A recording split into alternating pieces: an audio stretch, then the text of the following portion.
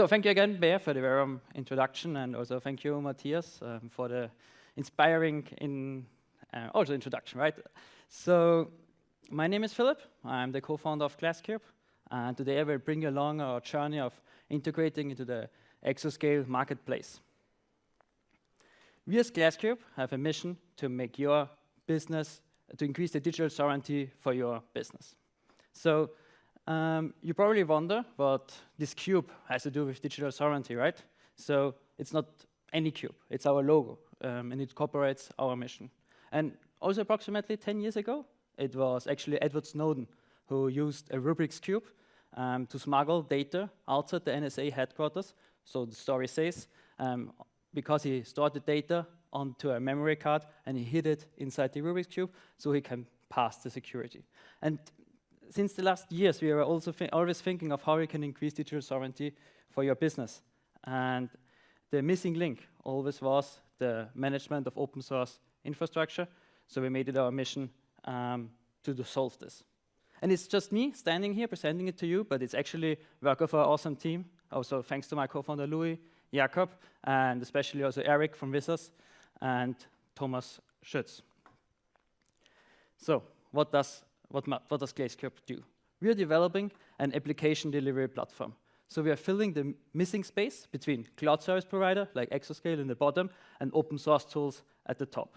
And our self-developed application delivery platform is able to automatically install and manage these open source tools on Exoscale infrastructure.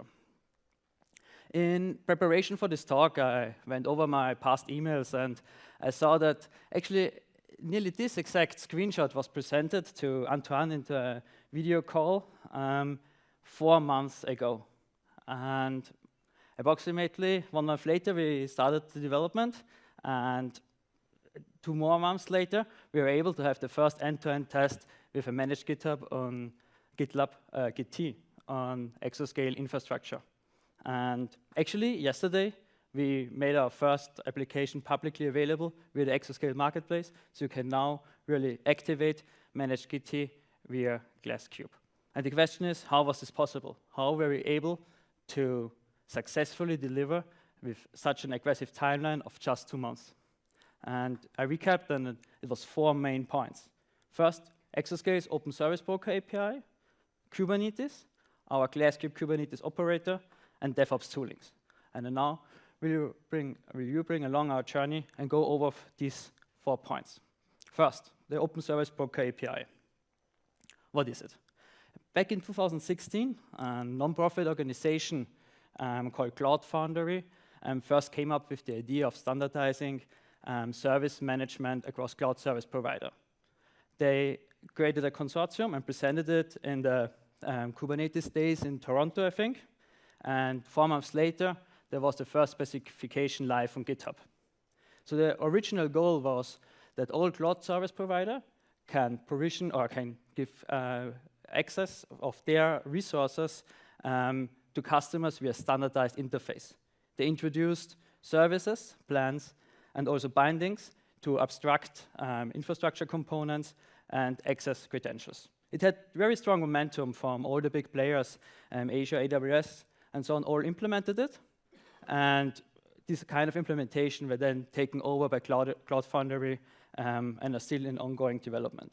Nowadays, it's mostly maintained by VMware. This is the big corporation in background of Cloud Foundry, which hosts like similar projects to the Open Service Broker API like Paketo, and is also heavily involved in keeping it forward. So I talked about the Open Service Broker API, but what is it in practice, right?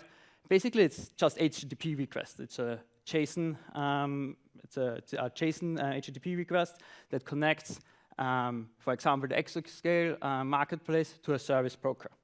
In our case, we implemented, and we are no cloud service provider, but we are a service broker and implemented the Open Service Broker API, so Exoscale, and can just send us provisioning requests, and we are then able to provision the service with the credentials to our customers, actually to Exoscale customers.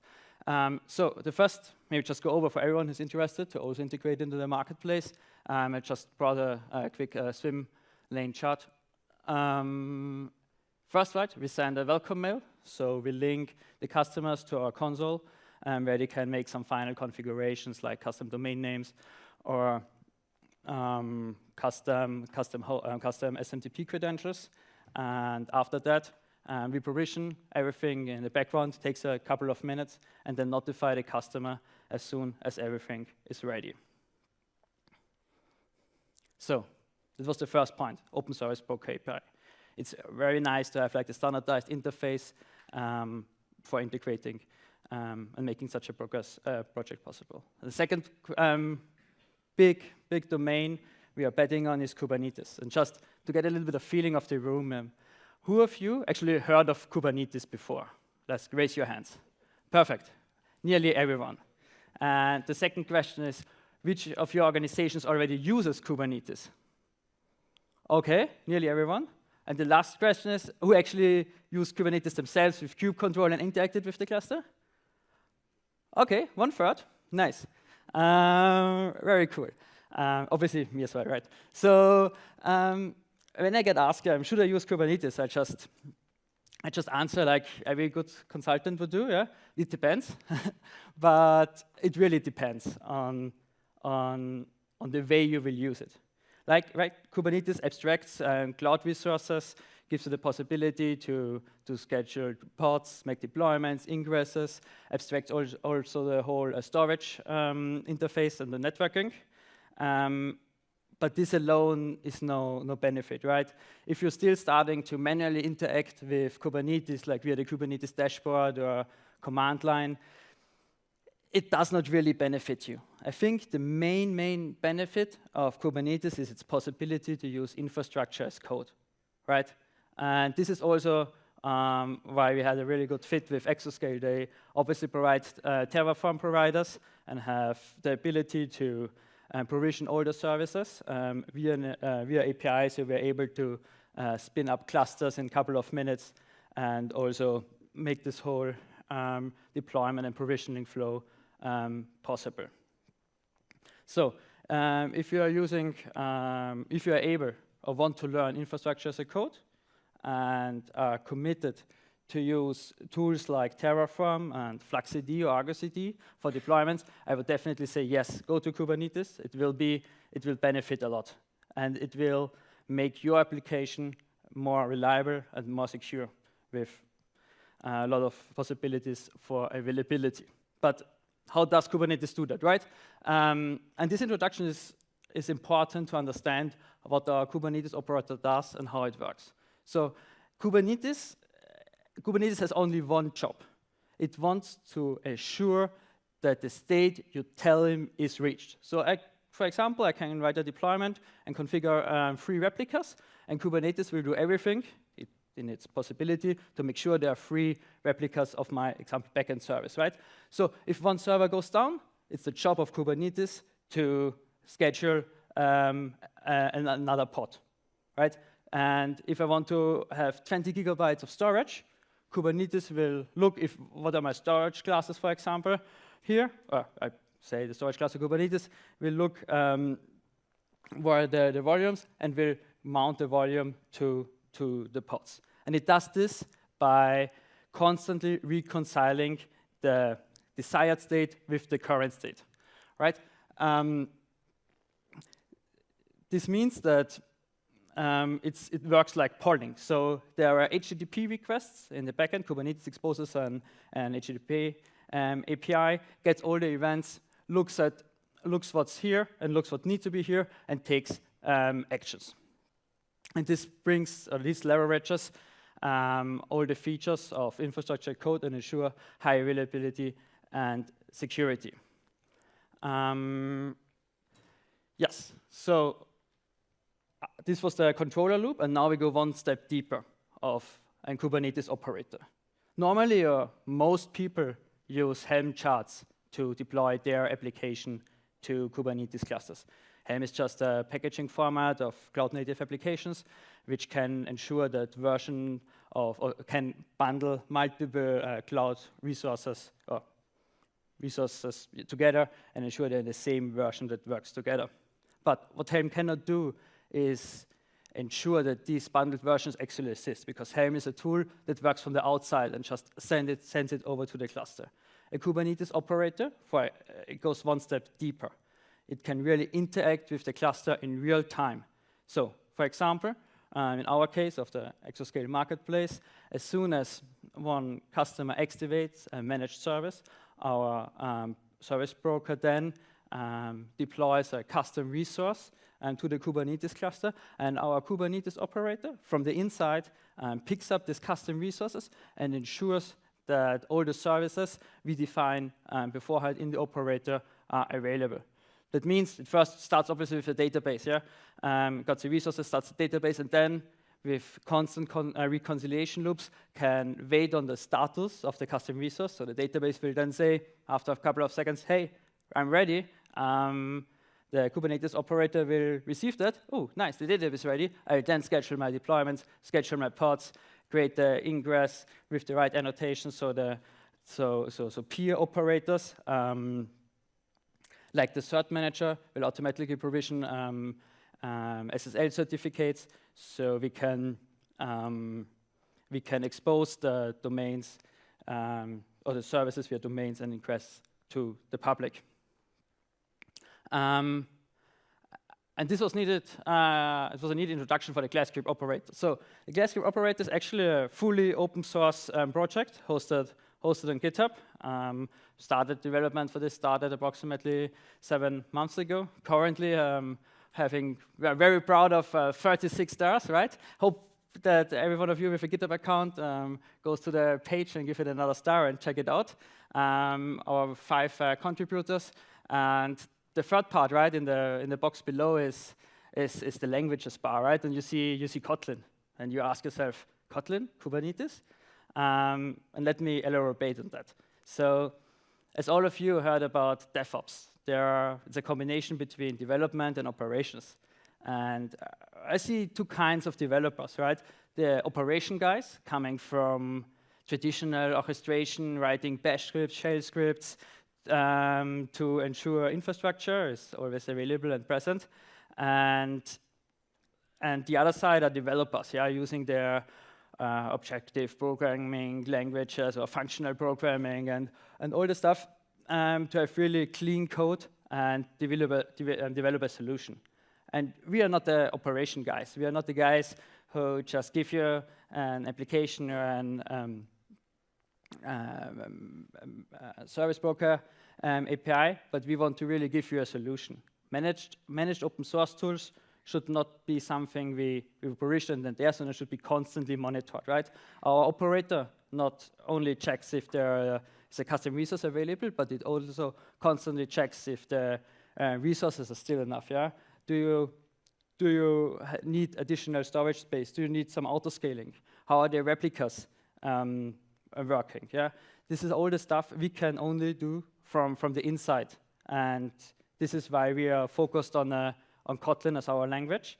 And rule number 2 is a maximum 2 languages per company. From my experience, having worked in different companies with multiple languages, it's always a pain. Yeah, context switching for developers, it's hard. Yeah, you have a Python script here, Java backend, and maybe some infrastructure stuff in Go. It won't work. It won't make you a speedboat, which you need to be to iterate fast. And one more benefit of using Kotlin is the Java Operator SDK. The Java Operator SDK is a project originally developed by Red Hat, which helps you with reconciling and dependent resources, right? So it's not like the normal operator SDK, which is like basically a code generation tool. It really abstracts the Kubernetes API and all the resources together in one whole application. You can write beautiful classes with Java or Kotlin annotation, having dependencies on each other. Like I said, with the waiting of the deployment for the backend on the database, it's exactly this which can be built beautifully in Java or Kotlin code. And thing you also could do is like you can integrate external APIs, right? So basically ask yourself, if I provision a Git, for example, how does the domain name come into play?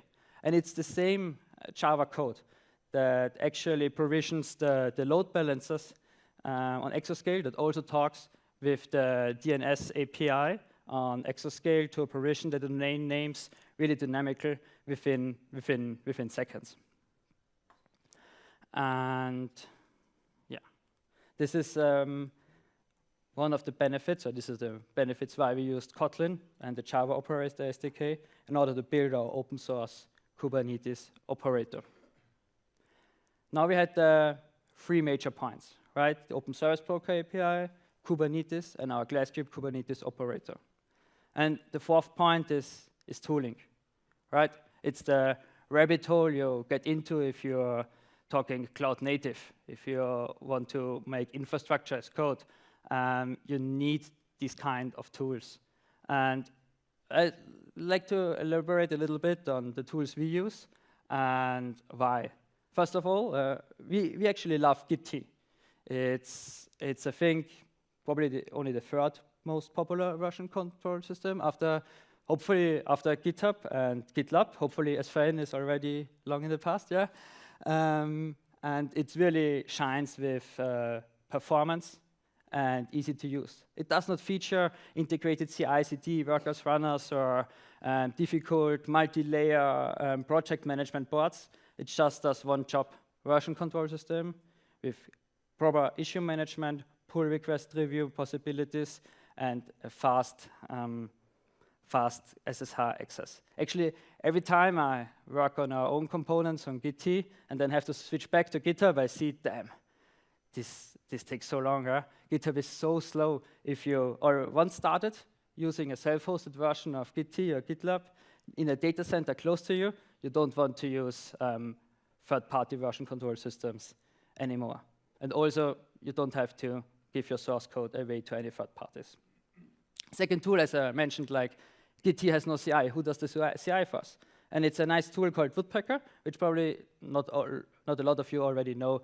It has 2 components, server and agent components, so we can dynamically scale up our workers or agents to take care of all the jobs we have them to do, like linting everything, executing all our Terraform tasks, making new versions, deploying our artifacts to the GitHub, to Git obviously, because Git is also able to store our Docker images, and yeah, also writes us nice reports and making sure the green check mark is there all the time. Third, MetaMost, one of the tools we also want to bring to our Kubernetes operators, an alternative to Slack, making sure your instant messaging never leaves your data center region. And the 4th tool is Renovate. I think most of you know it, right? Most security issues will be exploited because your version of a software you use, of a third party you use, is not up to date. And Renovate has the job to constantly check if the version you're using is the latest and greatest version found out there. So it will automatically create pull requests if there's an update available, which then Woodpecker will use to make sure that everything is still compliant and works. And then you can also get even some auto-merging rules to ensure even if something happens, it automatically gets deployed to staging or production. Because if you have a great test coverage, you can basically make auto deployments. And it's also a commitment from every developer to ensure that what he does has a good quality because it can ship automatically. Third, obviously, we use our own operator to manage these tools. So we're developing basically the Glasskube operator with our own methods. It's a little bit like Inception, but it makes fun. Third tool is what we also used, which was a little bit tricky, yeah? As we talk about real-life experiences with Exoscale, I was used to just using the S3 command line to deploy a static website. In our case, we use Angular to a bucket, and it will work as a website. Case of Exoscale, you actually need 5 more lines of an Nginx configuration, and you achieve the same thing. So we obviously host our console like everything else. You see in the talk only on Exoscale infrastructure, and we just deploy, we call it console proxy inside a Kubernetes cluster in the same region, which access the simple object storage in the background. We will actually release a blog post, a guide about these exact topics in the next couple of weeks. So make sure you check out our website regularly to get this kind of information. Also, if you're interested in how I did it exactly, just come to me after the talk and we will talk about it. And yeah, fourth, the foundation basically of using cloud resources programmatically is Flux CD and Terraform. I won't go into detail why we think Flux is the superior system than Argo CD, but in my opinion, it just is. And yeah, also happy to argue afterwards. So basically, why are we doing all of this? Because we built what we wanted to have. In our previous experiences, we also spent so much time with managing our tools and components ourselves and couldn't focus on our core business. So we said, let's do it. Let's give all the companies the possibility to reclaim the digital sovereignty and use Glasskube to use on-premise open source tools, or in this case, on Exoscale infrastructure, to have all the benefits of this kind of tools without taking care of the hassle to keeping them up to date, because we do it for you. So this is what we call the managed experience, with all the privacy and digital sovereignty benefits of having it all on the Exoscale cloud. Basically, this is a picture of our console. You all see the preview of Gitlab here, because we send you a link after the activation to our console where you make this kind of additional configurations. So yeah, happy all of you sees it from the inside. What happens if you click on the button will be a little bit of a mystery. You have to test it out yourself. But yeah, to conclude our talk, we're giving you a little bit of the outline. Yeah, what's our plan for the next weeks? We are very happy to go live with our first tool, GT, like this week, and we'll continue to give you more and more managed services in near future. Gitlab will be available next week, and Matomo and Metabase end of June. And we are very excited to bring you more infrastructure toolings like Vault and Argo CD later this year as external secret management. Could be actually a talk for its own, and going into detail on how to ensure secret management, and Argo CD would be definitely something we are happy to present in another event. Right? So I want to conclude it now with the frontal, or with the talking part. And thanks again, Bea and Matthias, for the previous talks, and are open to questions if you want to discuss anything on stage. Thank you. Oh, this wasn't on purpose, but it's the one more thing moment now.